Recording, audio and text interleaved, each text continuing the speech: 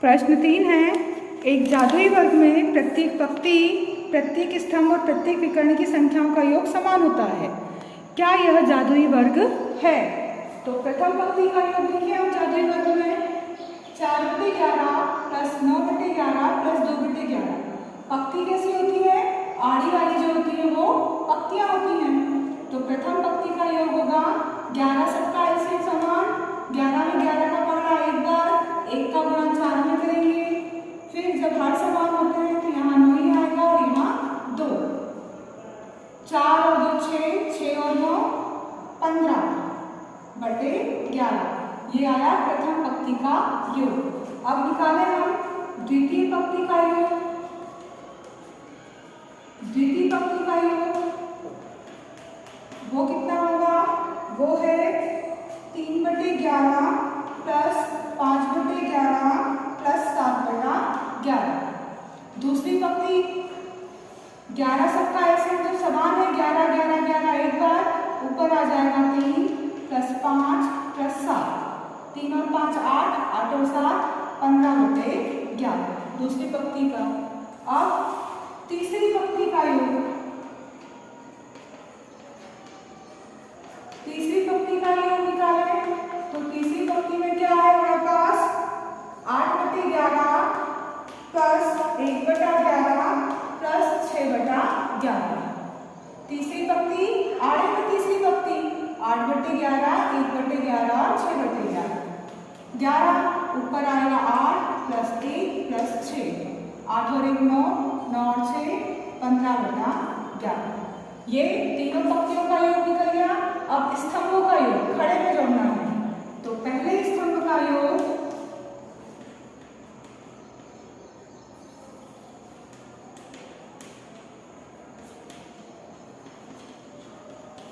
अब खड़े में जोड़े इनको, तो खड़े में क्या आएगा? 4/11 3/11 और 8/11। 11 तो एक ही बार, 4 प्लस 3 प्लस 8, 4 और 3 7 और 8 15/11। पहले स्तंभ का योग आ गया। अब निकालना है हमें दूसरे स्तंभ का योग।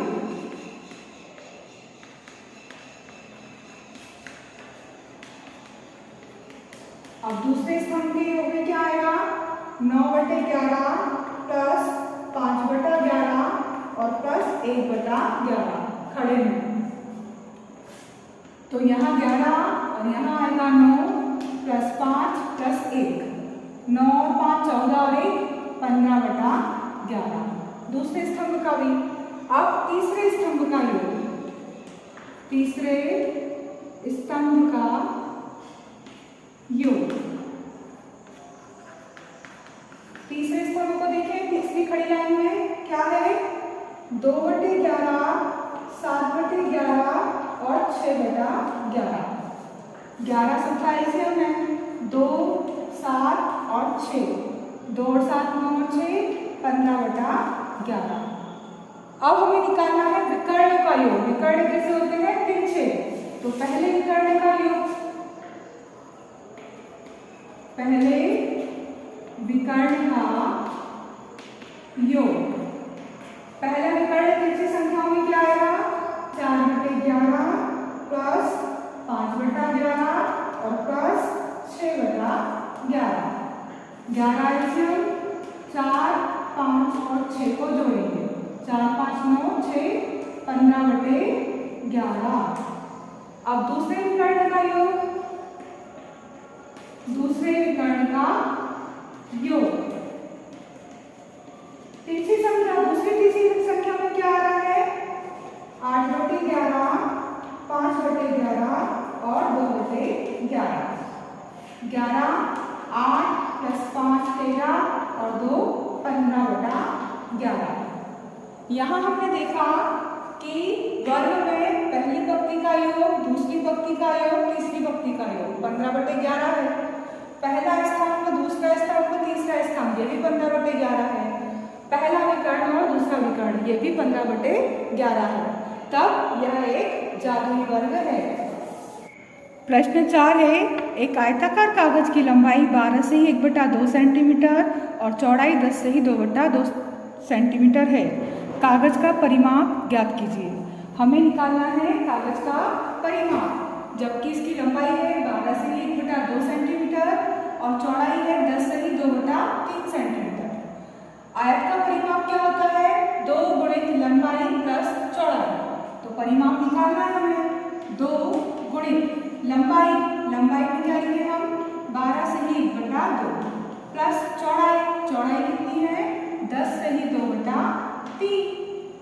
अब 2 गुणित 12 दूनी 24, 24 में 1 जोड़ेंगे 25/2 प्लस 3 का 10 में गुणा 30, 30 में 2 जोड़ेंगे तो 32/3।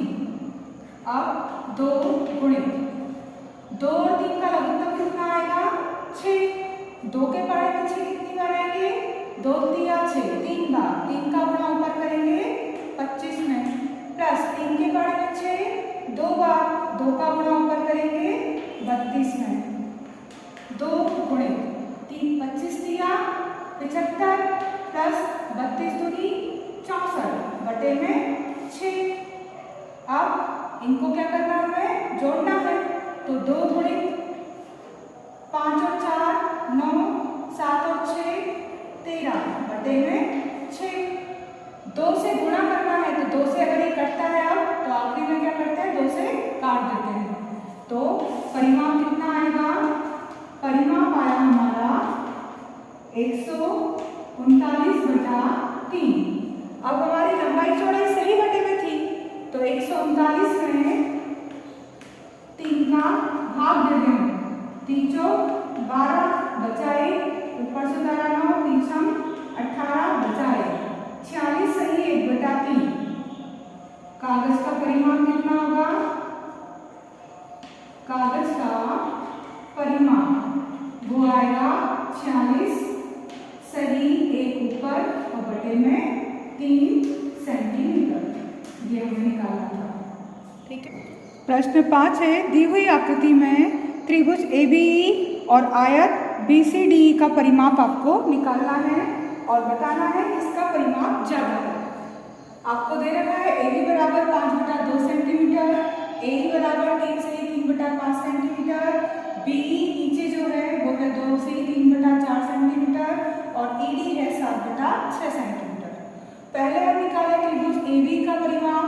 तो त्रिभुज का परिमाप होता है तीनों भुजाओं का योग, पहली भुजा, दूसरी भुजा और तीसरी भुजा, तीनों का योग। तो त्रिभुज का परिमाप होगा AB 5/2 प्लस AE 3 सही 3/5 और BE वो होगा 2 सही 3/4। इन तीनों को जोड़े त्रिभुज का परिमाप आएगा। तो 5/2 प्लस पहले इसको 3 का पहाड़ा 5 बार पढ़े, 3 5 15, 15 में 3 जोड़ेंगे तो 18/5।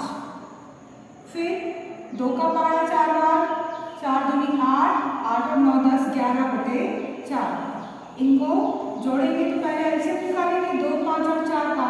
तो 2 5 और 4 का एलसीएम कितना आएगा 2 का 5 का और 4 का एलसीएम 2 एकम 2 5 में नहीं 2 दूनी 4, फिर 2 एकम 2 और 5 एकम 5, 2 दूनी 4 पंजे 20।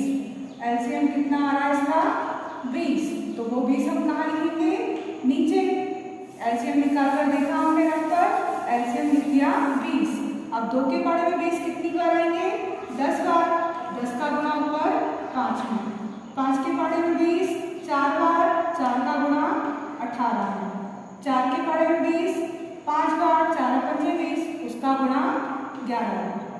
क्या करना है 2 का पहाड़ा जितनी बार पढ़ेंगे उसका ऊपर गुणा करा, 10 पंजे 50, 18 चौक 72, 11 5 55 बटे में 20। अब जोड़ेंगे 2 और 5 7, 5 और 7 12, 12 और 5 17 बटे 20 सेंटीमीटर।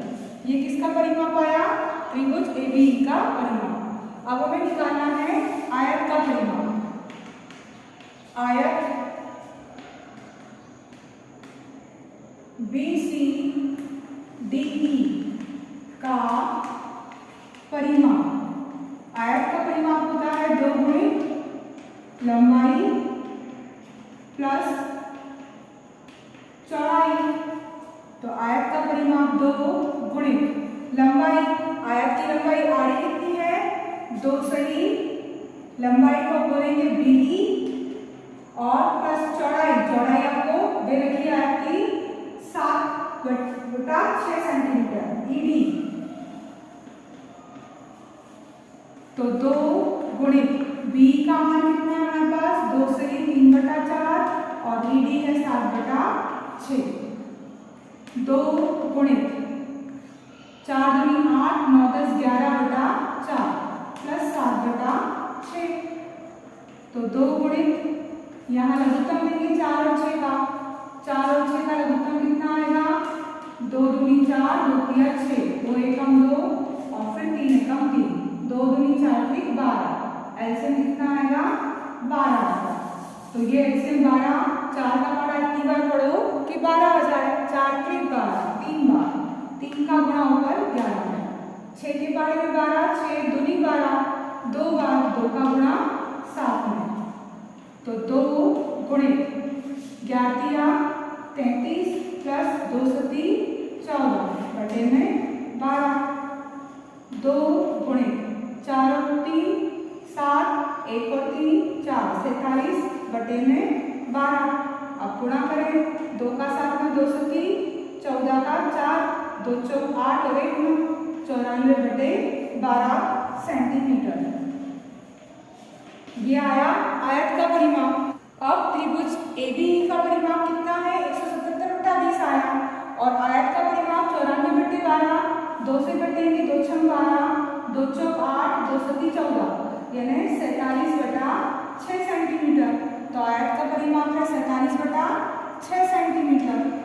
तब चूंकि 177/20 ये बड़ा है 47/6 से, तब त्रिभुज ABE का परिमाप आयत के परिमाप से